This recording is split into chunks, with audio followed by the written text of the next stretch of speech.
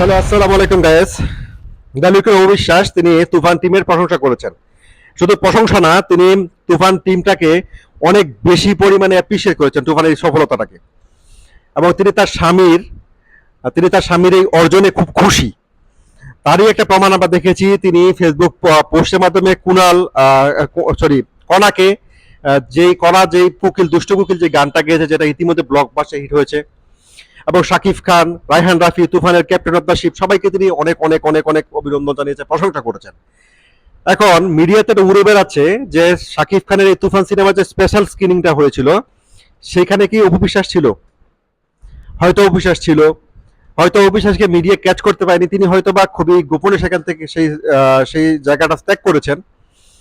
এবং এবারে কুবার ঈদ আমরা দেখেছি, কুবার ঈদ শাকিব খানের বাসায় অপু বিশ্বাসকে ঈদ উদযাপন করতে, এবং সেখানে পাশে ছিল আব্রাম খান জয়, সাকিব অপুর রাজপুত্র আব্রাম খান জয়কেই তাদের বাসায় দেখেছি। এবং সাকিব অপুর কখনো কখনো মিডিয়াতে শোনা যাচ্ছে সাকিব অপুর দূরে চলে যাচ্ছে, কখনো শোনা যাচ্ছে তারা খুব কাছাকাছি আসছে। তাদের এই যে গল্প, তাদের এই যে ভালোবাসা, তাদের এই যে সম্পর্ক, তাদের এই যে বন্ধুত্ব, হ্যাঁ, তাদের প্রেম প্রণয়, বিয়ে, সন্তান, তারপরে বিচ্ছেদ, তারপর আবার কাছাকাছি আসা, আসলে তাদের এই রিলেশনশিপটা এখন কোন স্ট্যাটাসে আছে।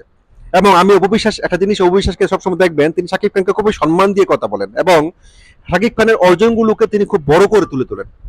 আপনি প্রিয়তমা, যেটা ইন্ডাস্ট্রি হিট ছিল, তারপর রাজকুমারের আপনি সফলতা আসেন, আজকে তুফান, যে তুফান আপনারা জানেন, এনি ওয়ান গেজ ইট, তুফান কিন্তু বাংলা ইন্ডাস্ট্রিতে ইতিমধ্যে প্রায় 40 কোটি টাকার মতো গ্রস কালেকশন করে ফেলেছে, যেটা 100 কোটি টাকা যাবে।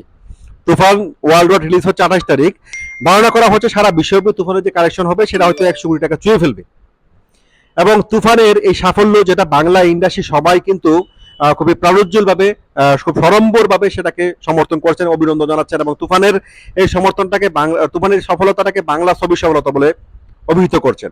সেখানে আষ্টে পৃষ্ঠে অপবিশ্বাস মিলেমিশে থাকলেও, এবং অপবিশ্বাসের এই শাকিব খানকে, শাকিব খানের স্বপ্নটাকে, শাকিব খানের এই সিনেমা জীবনটাকে, শাকিব খানের এই যে মেগাস্টার, এই যে গ্লোবাল স্টার হয়ে যাওয়াটাকে, এটাকে অপবিশ্বাস যেভাবে অ্যাপ্রিসিয়েট করেন, এটা হয়তো অনেকেই করতে পারে না। এবং অবিশ্বাস কখনোই শাকিব খানের সফলতা জেলাস না। আমি সবসময় দেখেছি অবিশ্বাস শাকিব খানের সফলতাটাকে খুবই ভালোভাবে, খুবই সুন্দরভাবে উপস্থাপন করার চেষ্টা করেন, এবং তিনি বলেন যে আজকে শাকিব খান যে জায়গাটা লিড করছেন, এই জায়গাটায় আসার জন্য শাকিব খান একটা সময় স্বপ্ন দেখতেন, এক সময় পরিশ্রম করে গেছে শুধু আজকের অবস্থানে আসার জন্য। বন্ধুরা, আজকে শাকিব খান, অবিশ্বাস, আব্রাহাম খান জয়, তাদের ঈদ উদযাপন এবং তুফানের স্পেশাল স্ক্রিনিং, এবং অবিশ্বাসের ফেসবুকে শাকিব খানকে নিয়ে পোস্ট, এটাতে এটাই মিন করে যে সম্পর্কের হয়তো সুন্দর পরিণতি হতে যাচ্ছে, বা সম্পর্ক হয়তো সুন্দর একটা জায়গা এখনো আছে, বা এই সম্পর্ক হয়তো সুন্দর একটা জায়গা থেকে বিলং করে, বা এই সম্পর্কটা হয়তো সুন্দর একটা জায়গা দিয়েই সামনে এগিয়ে যাবে। ভালো থাকবেন সবাই।